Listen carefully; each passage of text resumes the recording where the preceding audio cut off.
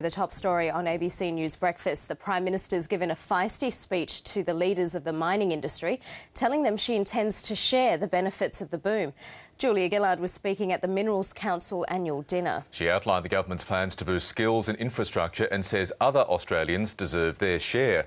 The Prime Minister says the government owns the minerals in trust for all Australians. You don't own the minerals. I don't own the minerals.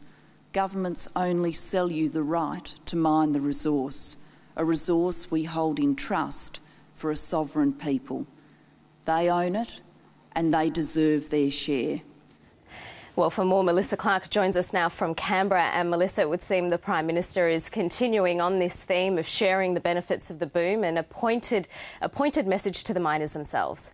She made reference in her speech to the fact they might not like that phrase, but it's clear that it's one she's going to continue using, sharing the benefits of the boom, because what she gave was a very robust defence of the government's approach to the resources industry. She said to them straight at the top that they should know by now that she is someone who is willing to fight and that the country needs tough leadership, and clearly she was telling them she was the one going to provide it. There was not going to be any back down or mea culpa from Julia Gillard in speaking to the mining sector last night at Parliament House.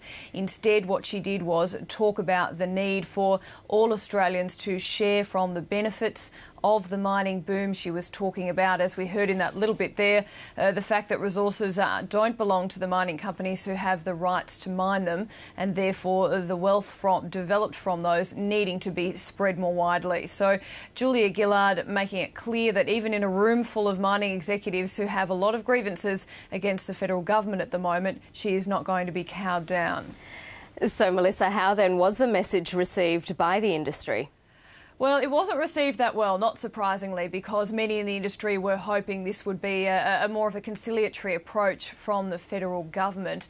They made it clear they wanted less talk about sharing the benefits of the boom, less talk about what they describe as wealth redistribution, and instead they were looking for other ways for what they call as financially responsible productivity growth. So they were looking for other ways that might assist the mining sector in terms of improving Australia's productivity. So we've had the Minerals Council President, Peter Johnson, express his disappointment there. Not surprisingly, the opposition have criticised Julia Gillard's approach to the industry as well. They have said that what the industry is facing is more difficulties with both the mineral resources rent tax, carbon pricing about to start, and then accused the government of kicking something of an own goal when it comes to the enterprise migration agreement. So Julia Gillard certainly with a hostile reception at Parliament House last night. You mentioned the enterprise migration agreements, and the Minerals Council had something to say in regards to that as well.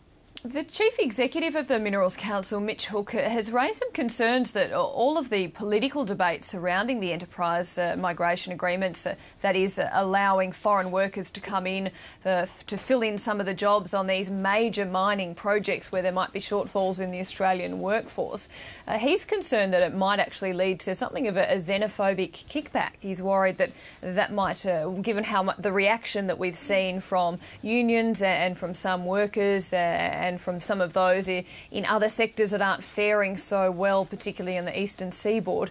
He says he's worried about what sort of reaction that might create to foreign workers that do come in and what perception it might create of Australia and its approach to foreign workers as well. So the Minerals Council of Australia warning about the extent of the reaction from the union movement and how that might see Australia portrayed.